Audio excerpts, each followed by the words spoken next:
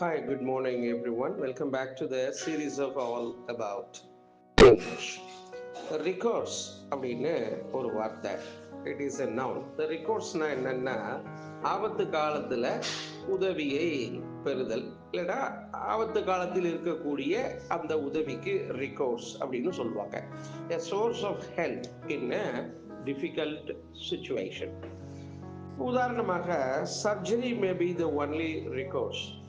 அவருக்கு இருக்கக்கூடிய ஒரே உதவி அறுவை சிகிச்சை தான். அதை தவிர இப்போதைக்கு அவருக்கு பயன் தரக்கூடியது வேறு எதுவும் கிடையாது.